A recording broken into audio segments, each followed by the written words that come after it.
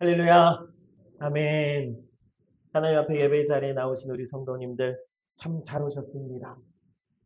이 예배 자리에 계신 우리 장로님들, 권사님들, 집사님들, 그리고 우리 교회 학교의 고배인, 우리 청년들과 학생들 모두를 예수님의 이름으로 환영합니다. 하나님께서 사랑하시고 또 그래서 함께 하시고 지키시는 중에 있습니다.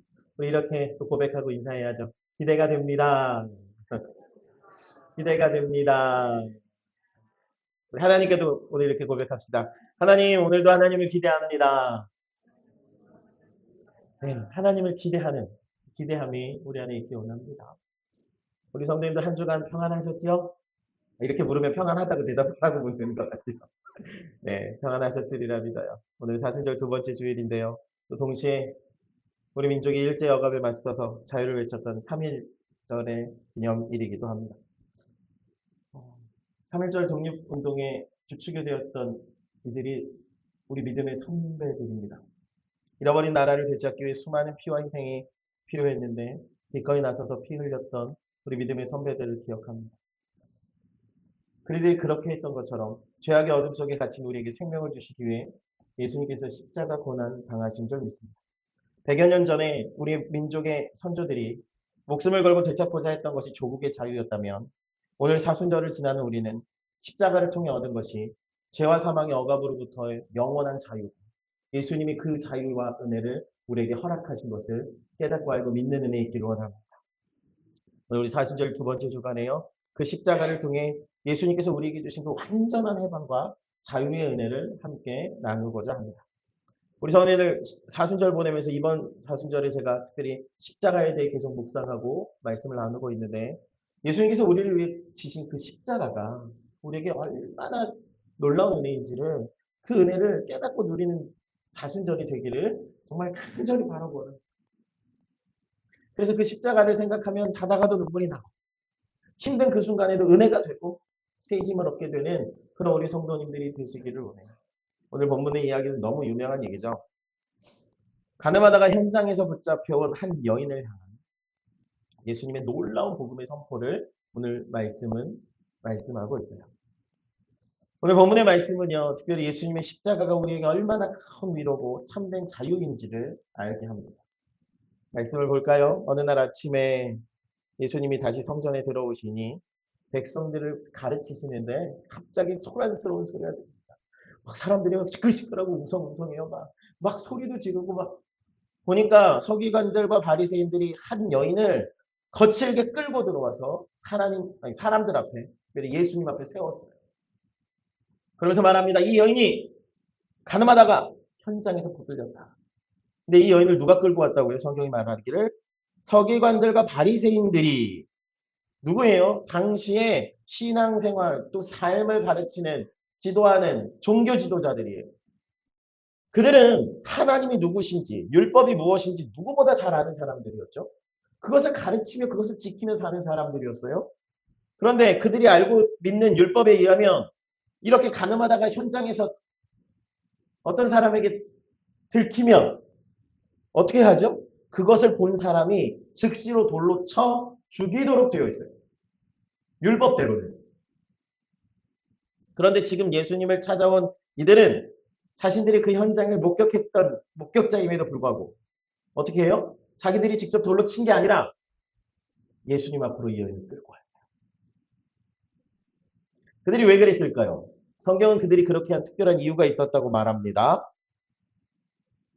6절 말씀이에요. 그들이 이렇게 하면 고발할 조건을 얻고자 예수를 시험함이러라.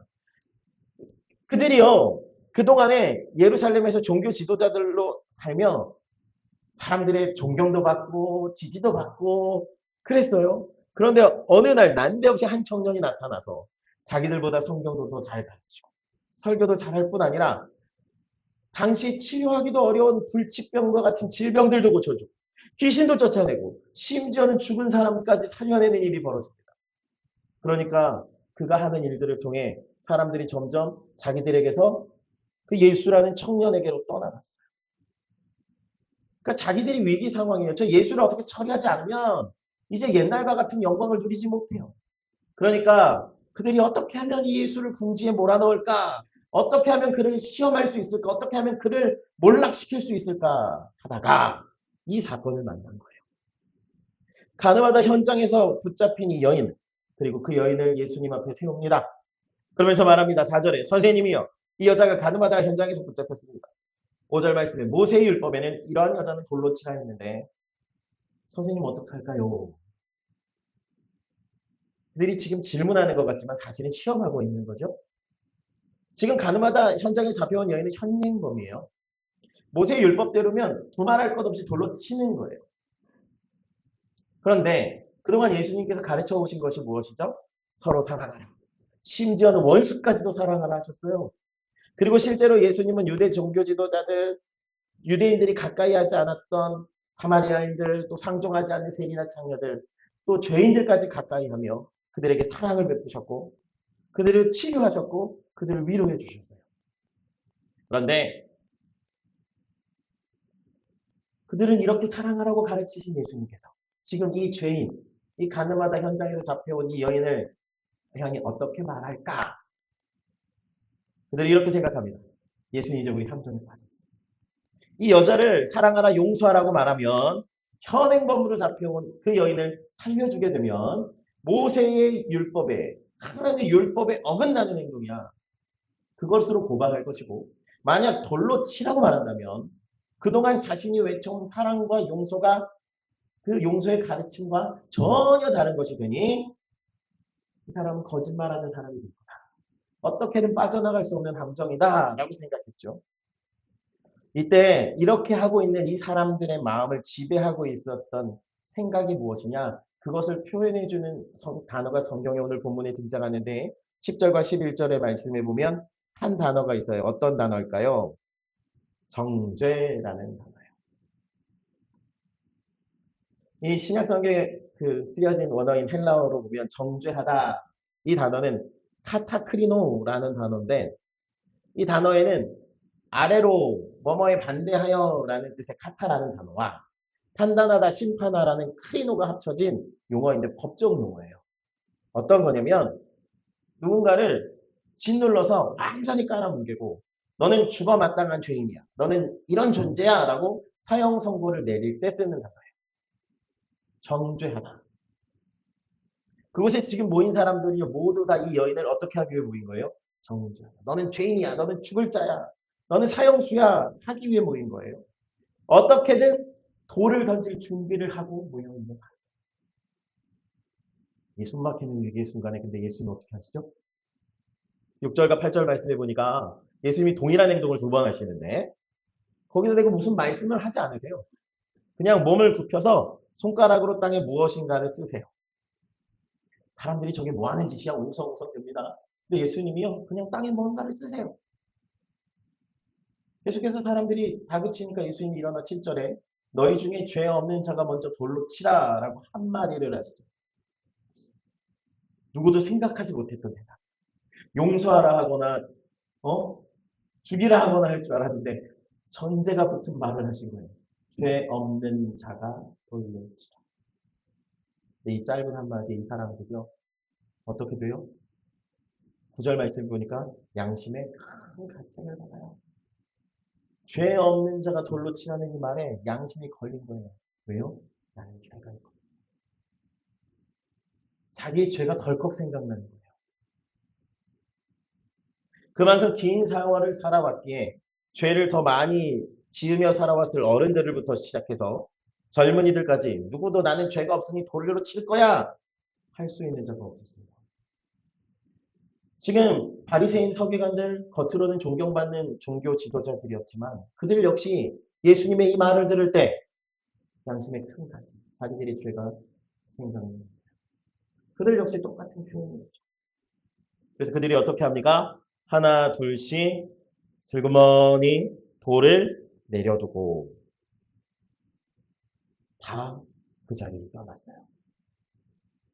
이제 그곳에 누구만 남았습니까? 정죄하려고 모였던 사람, 돌로 치려고 모였던 사람 다 떠났어요. 예수님과 그 여인만 남아있습니다. 자, 그런데 우리 성도님들, 만약 우리 성도님들이 그 여인의 입장이라면 지금 어떤 마음과 생각을 하고 계실까요? 다 떠나갔어요. 그래요. 이제 자기를 정죄하고 돌로 칠 수 있는 사람이 누구밖에 안 남은 거예요. 예수님밖에 안 남았어요. 그러면 어떻게 할까요? 예수님 바지가랑이도 붙들고 예수님 나 좀 살려주세요. 내가 원래 그런 사람이 아니에요. 한 번만 용서해 주세요. 다시는 안 그럴게 이렇게 했을까요? 성경에 보니까 이 여인이 예수님을 향하여 애걸복걸하지도 못했고 뉘우친다는 말조차 하지 못하고 그냥 두려움에 펄펄 떨고만 있는 거예요. 지금 그 자리에 남아있는 돌을 던질 수 있는 유일한 자격을 가진 죄가 없으신 그 예수님 앞에 그녀가 잠잠히 있습니다. 그런 그녀에게 오늘 본문 10절과 11절에는 예수님이 놀라운 선언, 기독교 역사상 가장 위대한 선언을 하시는데 우리 10절과 11절 말씀 우리 한 목소리로 함께 읽겠습니다. 예수께서 일어나사 시작.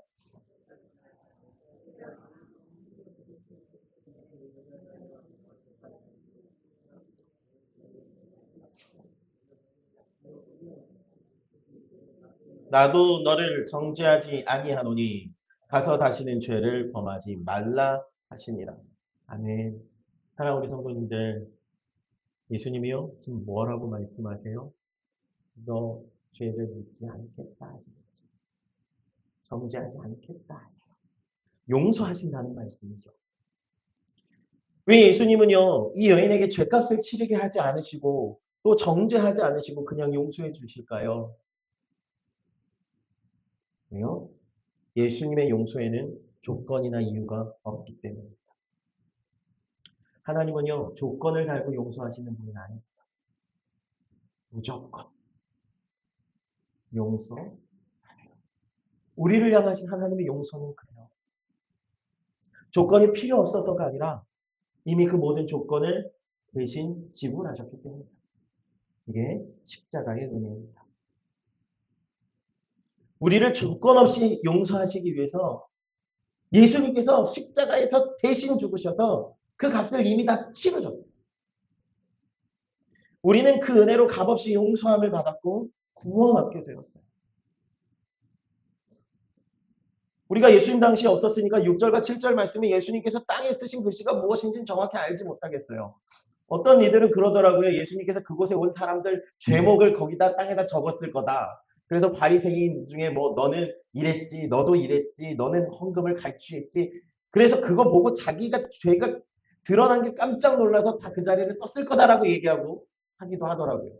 그래요. 근데 동의는 될 수 있지만 모르죠. 네요. 우리 이렇게 한번 생각해 보면 어떨까요? 아마 예수님이 이렇게 쓰시지 않았을까요? 내가 내 죄를 내가 대신 지겠다. 그래서 지금 너를 아무 조건 없이 용서할게. 그리고 앞으로 너를 위해서 내가 십자가를 죽겠다고. 나도 너를 정죄하지 않겠다는 그 약속을 미리 선포하시지 않았을까 생각해봐요. 나도 너를 정죄하지 않는다는 이 말씀은요. 하나님이 세우신 그 율법을 무시하겠다는 말씀이 아니라 죄 없으신 예수님께서 저와 여러분의 모든 죄를 이미 다 짊어지시고 십자가 위에서 우리가 당할 그 정죄를 대신 당하시겠다는 생명을 건 사랑의 약속입니다. 네가 당해야 할 돌로 맞는 형벌을 내가 대신 담당하겠다. 내가 그 죄값을 대신 치러서 너를 그 죄로부터 노임받게 하겠다. 내가 대신 창에 찔리고 채찍에 맞음으로 내 피값으로 너의 죄값을 대신 하겠다. 그렇게 예수님이 말씀하고 그렇게 우리를 용서하셨어요.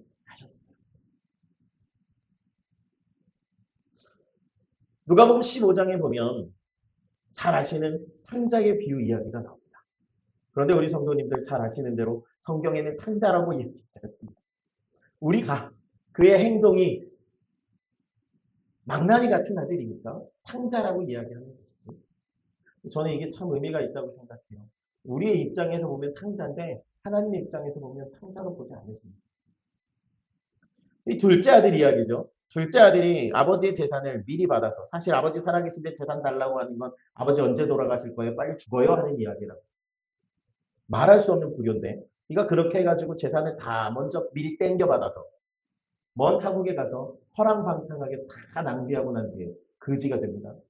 거지 돼가지고 도저히 살 수 없게 되니까 이 아들이 눈물을 흘리며 이렇게 생각하죠. 아버지께 죄를 지었으니 품꾼의 하나로 써달라고 해야 된다. 내가 그래도 집으로 가야겠다. 돌아와요. 그런데 그 아들을 아버지가 어떻게 하시죠? 조건 없이 맞아줘요. 놀랍게도 아무런 조건 없이 그 아들을 맞아주는 그 아버지의 사랑과 회복의 은혜를 그 아들이 입어요. 그런데 우리 성도님들, 아버지가 아들을 용서한 이유가요. 이 아들이 뉘우치고 돌아왔기 때문일까요? 우린 그렇게 생각해요. 그 아들이 뉘우치고 돌아왔기 때문에 용서받은 거야. 그래요. 물론 그렇게 결심하고 돌아온 거 대단한 귀한 결단이고 행동이에요. 그런데 그렇게 아들이 돌아와서 아버지 내가 그렇게 품꾼 중에 하나로 그냥 나 좀 써주세요 하는 것이 용서받을 이유와 공로가 되는 것은 아니에요. 용서받을 조건이 되는 것은 아니잖아요. 오히려 우리 같으면 네가 여기를 어디라고 들어와 하지 않았겠어요? 네가 낯짝이 있으면 제 발로 어떻게 걸어 들어와 했었을 거예요. 용서받을 이유가 되지 않아요. 오히려 매맞을 이유는 될지 몰라요. 그런데 아버지는요. 아들이 집을 나간 그 날부터 이미 다 용서하고 있어요. 성경에 보시셔서 아시죠? 문 열어놓고 아들만 돌아오기를 그 아버지가 기다리고 계셨다. 그러니까 멀리서 아들의 그 모양도 형체도 잘 분간이 안 가는데 그 아버지는 이미 알고 달려가 끌어안고 입을 맞추며 그 아들을 품어줘요. 아무런 이유나 조건 없이 사랑뿐입니다. 우리를 향하신 하나님의 마음이 이와 같은 줄 믿으시기 원합니다. 용서는요 이미 십자가에서 완성되었습니다. 우리는 그저 용서해 놓으신 예수님의 십자가를 바라보며 그 약속과 은혜 속으로 걸어 들어가면 되는 거예요. 그 십자가의 은혜 아래 우리는 더 이상 정죄하고 정죄당하는 죄의 영향력 아래서 자유하게 되었음을 믿으시기 바랍니다. 조건이 우리가 치러야 할 조건이 대가가 없어요. 사랑하는 우리 성도님들, 우리가 지금 성전들에 있던 이 사람들처럼 남에게 얼마나 돌을 던지는 삶을 사는지요. 그러나 십자가 이미 용서하신 주님을 기억하며 정죄하는 삶을 살지 않기 원합니다. 더 나아가서 이보다 더 안타까운 일은요. 때로는 내 자신을 향해서 끊임없이 정죄의 돌을 던지며 살아가는 거예요. 우리 권사님 장로님들 길고 긴 세월을 거친 세상을 살아오시면서 자녀를 키워내시는데 얼마나 고생 많이 하십니까? 그런데 마음 한켠에요. 내가 그렇게 좀 잘해줬어야 되는데 내 능력이 부족해서 우리 애들이 얼마나 고생했겠지. 내가 그때 내 딸에게 그때 내 아들에게 내 자녀에게 말로 상처 주고 내가 실수했던 일들이 그래서 후회함과 마음의 그 미안함이 가득해. 평생을 죄인처럼 짐을 안고 살아보시는 분들 혹시 없으신가요? 또 우리 귀한 청년들과 학생들 나는 왜 이거밖에 안 될까? 나는 왜 이렇게밖에 못할까? 그때 그러지 말았어야 하는데 스스로 자책하며 날카로운 돌로 자기 자신을 향해 찌르고 있지는 않습니까? 우리가요, 우리도 알지 못하는 사이에 정죄하는 우리 원수된 사탄에게 속아서 우리를 정죄해놓은 스스로를 향해 돌을 던져요. 그러면서 그렇게 생각합니다. 나는 용서받지 못할 거야. 하나님 나를 사랑하시지 않으셔. 이런 나를 예수님이 용서하실 리가 없어. 그때 잘할 걸. 내가 그래서는 안 되는데 이런 후회와 자책에 묶여 있고 매여 있는 우리에게 예수님의 십자가의 사랑과 은혜가 넘치도록 부어져서 이 시간 참 자유와 용서의 은혜를 누리게 되시기를 예수님의 이름으로 축복합니다. 주님이 우리를 완전히 용서하시고 정죄하지 않으십니다. 그런데 왜 내가 나를 정죄합니까?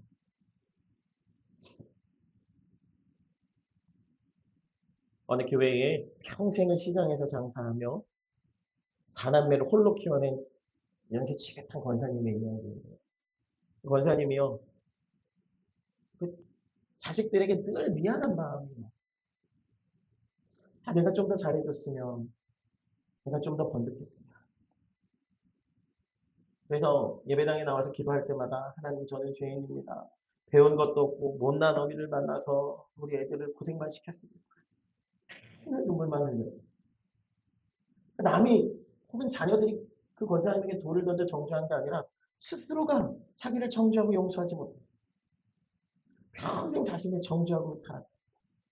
그런데요, 그러던 어느 날인가 그 고난주간에 십자가를 묵상하며 기도하는 중에 주님의 마음에 이렇게 말씀하시는 것 같더랍니다. 사랑하는 딸아, 내가 평생 짊어진 그 무거운 죄책감과 미안함에 지은 그 가슴 아픈 눈물까지 내가 저 십자가에서 대신 담당했다. 나도 너를 정죄하지 않는다. 이제는 무거운 짐을 내겠다.